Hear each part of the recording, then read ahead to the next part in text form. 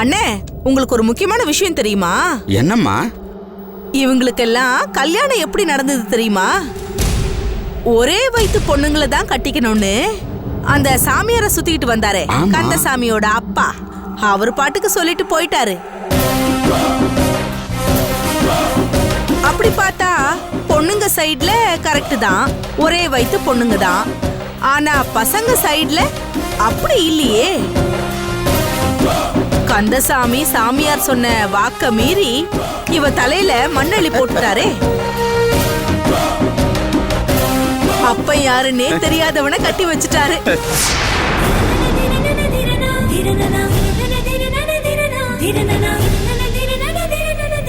ஆமா, ஓம் புள்ள நாளைக்கு அவன் தாத்தா யாருன்னு கேட்டா நீ யார காட்டுவ? இல்ல இருந்து செத்து போயிருந்தா தாத்தா செத்து போயிட்டாருப்பான்னு சொல்லலாம். ஆனா உங்களுக்கு தான் அந்த மாதிரி ஒரு ஆளே இல்லையே. நல்ல குடும்பம்டா இது. இவ இடத்துல நான் இருந்திருந்தா கண்டிப்பா தூக்குல தொங்கி இருப்பேன். ஆனா அதுக்கு கொஞ்சம் மான ரோஷம் எல்லாம் வேணுமே. அது இவகிட்ட இல்ல போல இருக்கே. அதான் இப்படி தைரியமா பப்ளிக்ல சுத்திட்டு இருக்கா. கவிதா, நீ ஓரளவுக்காவது கௌரவம் பாத்திருந்தா அட்லீஸ்ட் அந்த தப்பா பிறந்தவனை டைவர்ஸ் பண்ணிருப்ப. அதுவும் இல்லையா?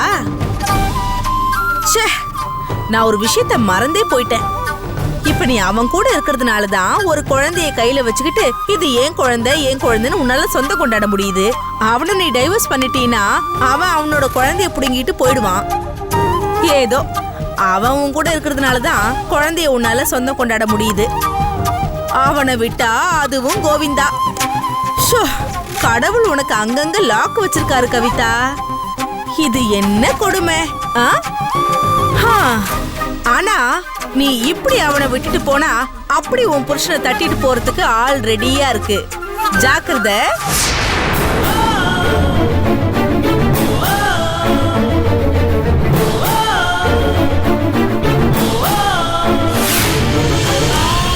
என்னம்மா கவிதா, நான் இவ்ளோ பேசுறேன், நீ எதுவும் பேசாம கல்லு மாதிரி உட்கார்ந்திருக்க. என்ன பேச்சும் போயிடுச்சா? இல்ல பேசுனா இருக்கிற கொஞ்ச நெஞ்ச மானமும் பறந்து போயிடும் நினைக்கிறியா? பேசுமா, பேசு. நீ பேசினா தானே நானும் இன்னும் கொஞ்சம் பேச முடியும். இப்படி ஒரே ஆள் பேசிட்டு இருந்தா நான் என்னதான் கிளவரா பேசினாலும் போர் அடிக்கிற மாதிரி தெரியும். பாரு, கொடுத்து வாங்கினாதான் அது கான்வர்சேஷன்.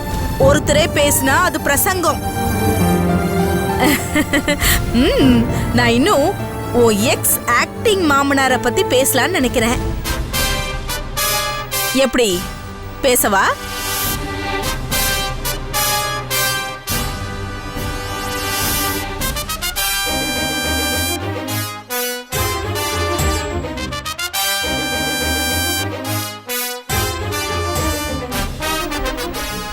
ஓடுங்கடி, ஓடி போயிடுங்க. என் கண்ணில் படாதீங்க. பட்டீங்க செத்தீங்க. என்னம்மா இது? வாய்ப்பு கிடைச்சா ரெண்டு பேரும் வாய்க்கிழிய மணிக்கணக்கா பேசுவாங்க. இப்ப வாரி அடிச்சுக்கிட்டு ஓடுறாங்க. எந்த மூஞ்ச வச்சுக்கிட்டு பேசுவாங்க? இனிமே பேசணும்னா முகத்தை வாடகைக்கு எடுத்துதான் பேசணும்.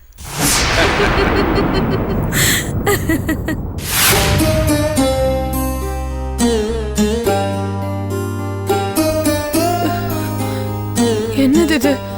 வீடு பார்க்க போறேன்னு போனவரை இன்னும் ஆளை காணோம். கடைசியில இப்படி ஆயிட்டோமே. இன்னும் யார் யாரெல்லாம் நம்மள அசிங்கப்படுத்த போறாங்களோ. நம்ம வாழ்க்கை கடைசியில இங்க வந்து முடிஞ்சிருச்சு பாரு. இது முடிவில்லக்கா, இது இன்னொரு ஆரம்பம்னு எனக்கு தோணுது. அட போத்தேன்னு, நீ ஏதோ என் ஆறுதலுக்காக சொல்ற. அப்படியெல்லாம் ஒண்ணும் இல்லக்கா, என் மனசு அப்படிதான் சொல்லுது. நல்லவங்களுக்கு வேற சோதனை தான் இது. ஏதோ ஒரு கெட்டதை முடிச்சு கட்டதான் இது எல்லாமே நடக்குது. எனக்கு அந்த நம்பிக்கையே போச்சு.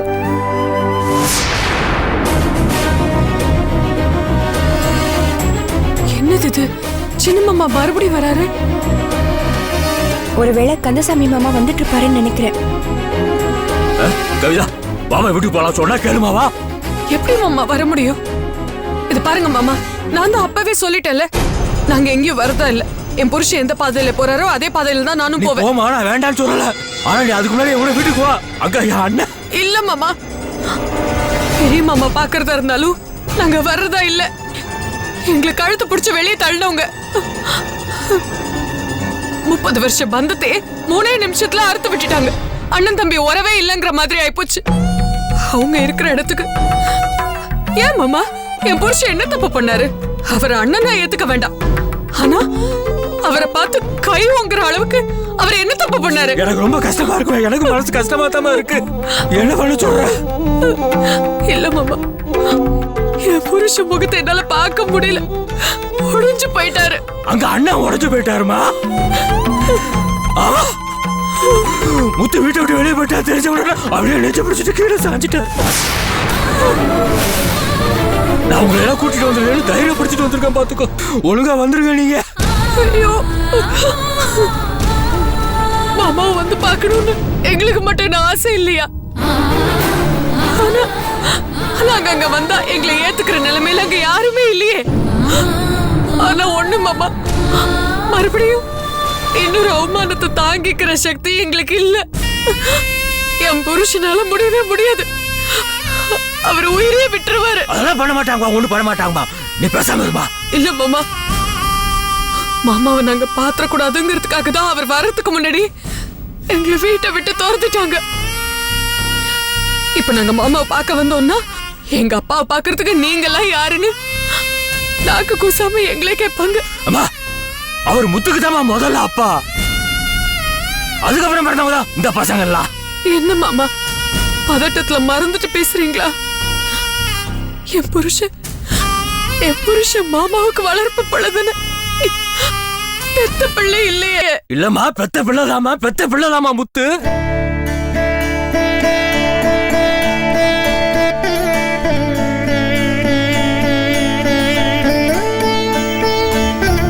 மாமா, மாமா என்ன குழப்பறீங்க? அவரு என் புருஷன், அந்த அம்மாவோட புள்ளன்னு தானே நீங்க எல்லாரும் சொல்லிட்டு இருக்கீங்க. இப்ப வந்து மாமாவோட பையங்கிறீங்க. ஆமாவா, முத்து அண்ணனோட மூத்த பையன். பாத்துக்கோ. என்ன மாமா நீங்க? அப்புறம் எதுக்கு இவரு மாமாவோட பையன் இல்ல அந்த அம்மாவோட பையன் சொன்னீங்க? சூழ்நிலைமா, சூழ்நிலை அப்படி சொல்ல வச்சது அண்ணன. அப்படி என்ன சூழ்நிலை? அம்மா, அண்ணன் யார் மனசையும் புண்படுத்த கூடாதுன்னு நினைச்சதுனாலதான் இந்த சோதனை. எனக்கு புரியல மாமா. புரியுற மாதிரி சொல்றமா. அந்த பாரதி வந்து ஒரு குழந்தைய கொடுத்து அண்ணனை வளர்க்க சொன்னது உண்மை. ஆனா அந்த குழந்தை இந்த முத்து இல்ல.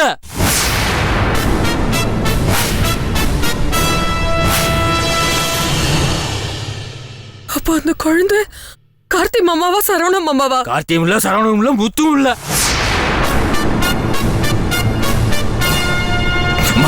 பாரதிட்ட குழந்தைய காட்டலைங்கிறக்காக தற்கொலை பண்ண போச்சுல்ல, அதை தேடி போன அண்ணன வழியில நான் பார்த்தேன். அப்பதான் நடந்த விஷயத்தெல்லாம் என்கிட்ட சொன்னாரு. பாரதியை காப்பாத்தணும்னா நாம குழந்தைய காமிக்கிற தவிர வேற வழி இல்லடா, கட்டாயம்டான்னு சொல்லிட்டு இருந்தாரு. என்ன பண்றது ஏது பண்றது தெரியாம முடிச்சிட்டு இருந்தப்பதான் ஐயோ அந்த புத்து பையன் வந்தா.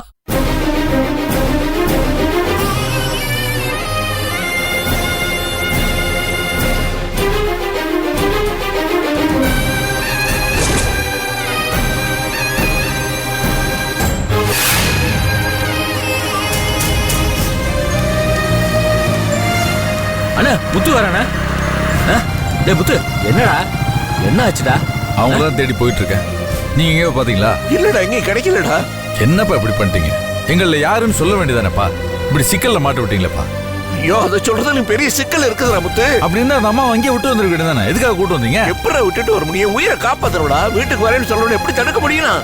சரிண்ணா, எப்படி பேசிட்டு இருந்தா அவங்களை கண்டுபிடிச்சு கூட்டு வர பாப்போண்ணே. ஐயோ, எங்க தெரியல கிடைக்கலடா, எங்க இருக்கான்னு தெரியலையே. பா, வேற வழியே இல்லப்பா. அவங்க பிள்ளை யாருன்னு சொல்லிருங்கப்பா. எங்க 3 பேர்ல யாருப்பா அவங்க பிள்ளை? 3 பேருமே இல்லடா. அப்படி இருந்தா அவங்க இதுப்பா நம்ம வீட்டுல வந்து தங்கி இருக்கணும். அவங்க அப்படி நினைச்சிட்டு இருக்காங்க. நீங்க 3 பேர்ல யாரோ ஒருத்தன் அவங்க பிள்ளைன்னு. ஏன்பா, அவங்க புள்ள இருக்கிறத காமிச்சு கொடுத்தா அவங்க அங்கேயாவது போவாங்கல்ல. அந்த புள்ள போன எடுத்து சொன்னா அவங்களும் அங்கேயே போய் சேர்ந்துருவாங்கடா. ஆமாண்டா, அவங்களுக்கு பிறந்த புள்ள 2 வயசா இருக்கும் போதே அகால மரணத்துல போய் சேர்ந்துருச்சு. என்ன நீங்க அவங்க குழந்தை இறந்து வச்சு நீங்க முதல்ல சொல்லிக்கலாம்ல. இந்த பாருங்க, அதனால நம்ம குடும்பத்துல எவ்வளவு பிரச்சனைன்னு. குழந்தை உயிரோடு இல்லைங்கிறது சொன்னா அவ்வளவு உயிரை விட்டுருவாடா பழனி.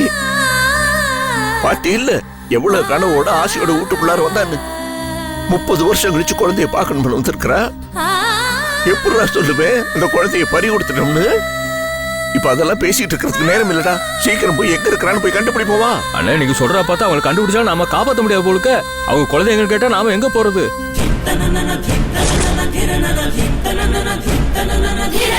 அவ உயிரை காப்பாத்துறதுக்கு ஒரே ஒரு வழிதாண்டா இருக்குது. என்னென்ன வழி? இதுக்கு முத்து தான் சம்மதிக்கணும். என்ன பண்ணீங்க? இதுக்கெல்லாம் ஏன் சம்மதம் கேட்கணுமா என்ன? என்ன பண்ணணும்னு சொல்லுங்கப்பா, நான் பண்றேன். நீதான் அவ பெத்த பிள்ளைன்னு சொல்லணும்ப்பா.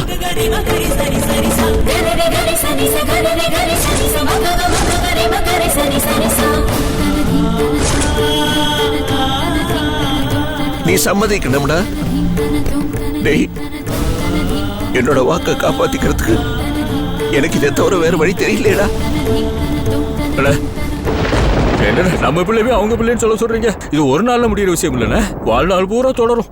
எப்படிடா முடியும்? என்னடா இதுல எவ்வளவு கஷ்டம் இருக்கு தெரியுமா? நல்லா தெரியும்டா. கொஞ்சம் நெஞ்ச கஷ்டமா அது, பெரிய கஷ்டம்டா. ஆனா இப்போ அவ உயிரை காப்பாத்துறதுக்கு இங்க வேற வழி தெரியலையே. இது ஒண்ணுதான் வழி. முதல்ல உயிரை காப்பாத்திருவோம், நிலைமை சமாதானமாகட்டு, அப்புறம் நல்ல தருணமா பார்த்து அவகிட்ட எல்லா விவரமும் சொல்லிடுவோம். இப்ப எனக்கு அதுதான்ப்பா தோணுது. பொத்து, நீ என்னப்பா சொல்ற? அப்பா, உங்க வார்த்தையை காப்பாத்துறதை விட எனக்கு வேற என்னப்பா முக்கியம்? நடக்கிறது நடக்கட்டும்பா. நான் தான் உங்க புள்ளன்னு சொல்லிருங்க. நிறைய கஷ்டம் இருக்குடா முத்து, யோசிச்சு பாத்தியா? பா, நீங்க கஷ்டப்படக்கூடாதுப்பா. உங்களை யாரும் தப்பா ஒரு வார்த்தை பேசிடக்கூடாதுப்பா. நம்ம எல்லாரும் ஒரே இடத்துல தேட வேணாம், ஆளுக்கு ஒரு பக்கம் போய் தேடுவோம். யார் கண்ணில் அவங்க பட்டாலும் நான் தான் அவங்க புள்ளன்னு சொல்லிடணும். டைம் ஆச்சுப்பா, இங்கே இருந்து பேசிட்டு வேணாம், கிளம்புவோம்.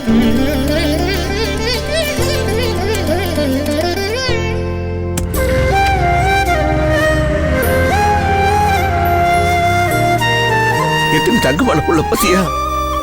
நான் அவனுக்கு அப்பன் இல்லடா, அவன் தான் எனக்கு அப்பன்.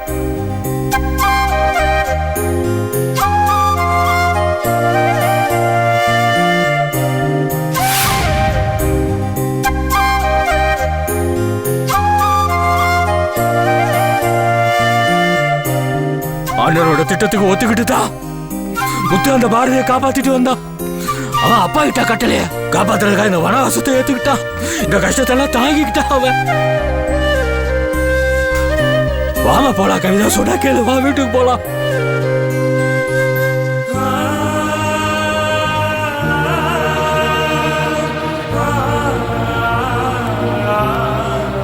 முத்து எங்க? டே முத்து. கவிதா, வீடு பார்த்து வாங்க போலாம். டே வாடா வீட்டுக்கு போலாம், சொன்னா கேளுடா. எத்தனை தடவை சித்தப்பா சொல்றது? எங்களால அங்க வர முடியாது, நாங்க வேற வீடு பார்த்துறோம், அங்க போறோம். டே அங்க உன் அப்பா மயக்கம் போட்டு விழுந்துட்டாரா? சித்தப்பா? ஆமாடா, நீ வீட்டை விட்டு வெளியே போன அப்படியே நெஞ்சு பிடிச்சிட்டு கீழே விழுந்துட்டாரா. என்ன சித்தப்பா சொல்றீங்க? ஆமா, சொன்ன கேளா, வா போ. சித்தப்பா, நாங்க அங்க வந்தா உள்ள விட மாட்டாங்க சித்தப்பா. டே நாம உண்மையை சொல்லுவோம்டா. எந்த உண்மையா? அதான் நாம நடிச்சு நாடகம்னு சொல்லுவோம்டா. சித்தப்பா, என்ன சித்தப்பா? டே அதெல்லாம் உங்ககிட்ட சொல்லிட்டேன்டா நான். சொன்ன கேளு, வா போலாம். வாமா கைதா, போலாம் போடா.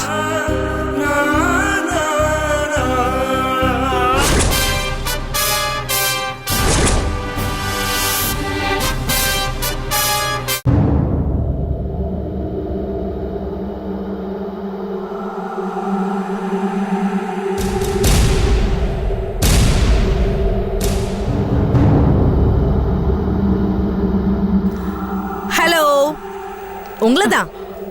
ஆட, என்ன பார்த்ததும் டபால்னு அப்படி திரும்பிட்டீங்க. என்ன கழுத்துல சுளுக்கா? உன்னை பார்த்தாதான் அப்படியெல்லாம் ஆகும். ஓஹோ, காரியம் முடிஞ்சதும் கழட்டி விட்டுருவீங்க அப்படிதானே? நான் அத கடமையா தான் பார்த்தேன். நீ தான் அத காரியமா நடத்தி இருக்க. என்ன சொல்றீங்கன்னு எனக்கு புரியல. போங்க. என் பிள்ளை என்கிட்ட சேர்த்து வைக்கிறேன்னு சொல்லிட்டு அந்த குடும்பத்தை இப்படி சதிச்சிட்டியேடி. நான் வெளியில போயிருந்த நேரமா பார்த்து கலகம் பண்ணி கூட்ட கலைச்சிட்டியேடி. நீங்க இன்னும் ஆரம்பத்திலேயே இருக்கீங்களா? அதுக்கப்புறம் எவ்வளவோ கதை நடந்து முடிஞ்சு போச்சு தெரியுமா? கதையை நடத்தி முடிச்சவளே நீ தானே. அப்படியா? அப்படியா? சரி, நானும் ஆரம்பத்துல இருந்தே வரேன். நீ எதுக்கு வந்த? உன் புள்ளைய தேடி தானே வந்த. நீ உன் புள்ளைய கண்டுபிடிச்சிட்டல்ல, அப்ப கூட்டிட்டு போக வேண்டியதானே? அதுதானே நியாயம். நீ அதுக்கு தானே வந்த. வந்தது அதுக்குதான், நான் இல்லைன்னு சொல்லல. ஆனா அவருதான் வளர்த்த பிள்ளைய விட்டு கொடுக்க மனசு வராம என்கிட்ட சொல்லாம மறைச்சாரு.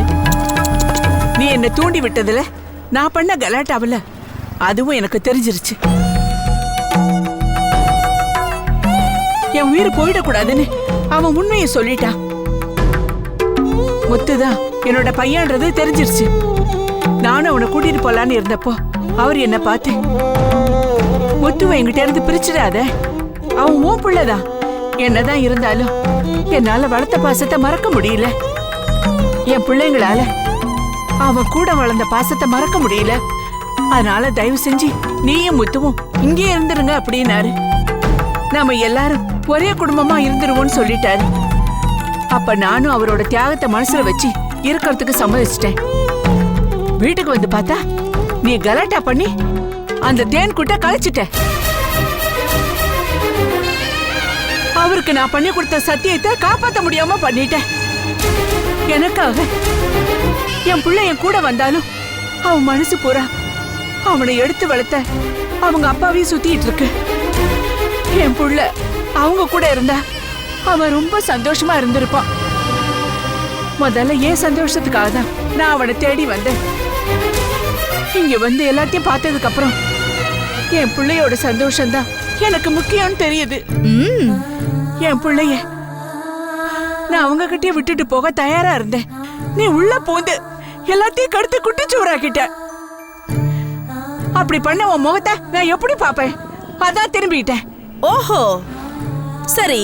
ஏன் புள்ள ஏன் புள்ள ஏன் புள்ளன்னு சொல்லி இத்தனை வாட்டி உருகுறியே, உனக்கு ஒரு விஷயம் தெரியுமா? அவன் உன் புள்ளையே இல்ல.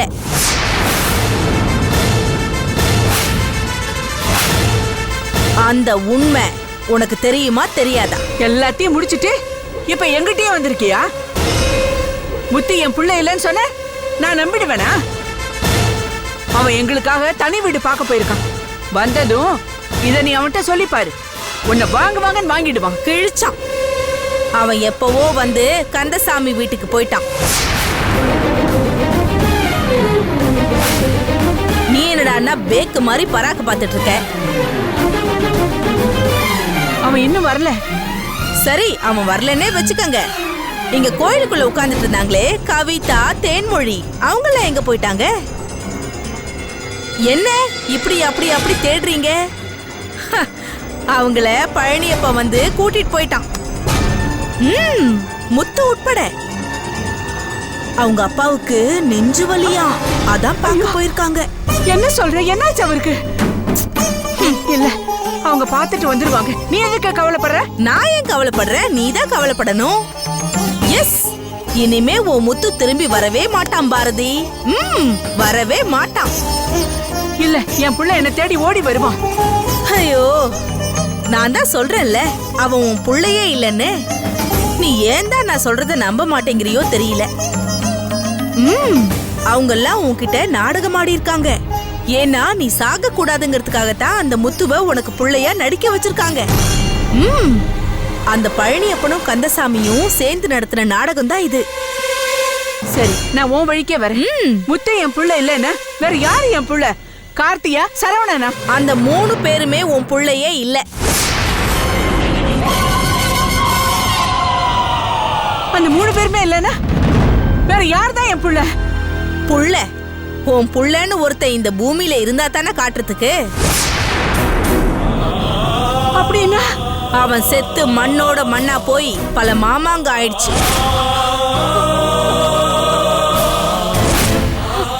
ஆமா, அந்த கந்தசாமி அவனை எப்பவோ கொன்னுட்டான். இல்ல, அப்படி இருக்காது. நீ என்ன சொல்ற? நீ சொல்றது பொய் இல்ல? நான் சொல்றது சத்தியம். உன் புள்ள செத்து போனதுனாலதான் அவன் புள்ளைய உன் புள்ளையா நடிக்க வச்சிருக்கான். ஆனா அவங்க எதிர்பார்க்காத சம்பவம் நடந்து குடும்பம் உடைஞ்சு போன அதிர்ச்சியில அந்த பாழா போன கந்தசாமிக்கு நெஞ்சு வலி வந்து என்னாச்சு அவருக்கு? புள்ளைய கால் பேக் பண்ணிட்டாங்க. உன்னை நடு ரோட்ல அம்போ சிவசம்போன்னு விட்டுட்டாங்க. ஏன் என்கிட்ட முதல்லயே சொல்லல? எனக்கே அந்த உண்மை இப்பதானே தெரிஞ்சது. நான் உன்னை பார்த்து கங்க்ராட்ஸ் பண்ணிட்டு போலான்னு வந்தேன். அந்த கன்றாவையும் அந்த இடத்துல பார்த்துட்டேன். இப்ப நீ தோத்துட்ட, நானும் தோத்துட்டேன். இதுல ஒரே ஒரு டிஃபரன்ஸ் என்னன்னா, இதுல எனக்கு எந்த இழப்பும் இல்ல. உனக்கு உன் புள்ள மொத்தமா போயிட்டான். 30 வருஷமா முட்டாள்தனமா நீ காத்துட்டு இருக்க. அந்த கந்தசாமி உன்னை நல்லா கவுத்துட்டான்ல. இவ்ளோ டிராமா பண்ணவங்க நெஞ்சு வலிய கூட ஒரு டிராமாவை பண்ணிருக்கலாம்ல. ஏன் தான் அப்பாவிங்களோட வாழ்க்கையில இப்படி விளையாடுறாங்களோ தெரியலையே.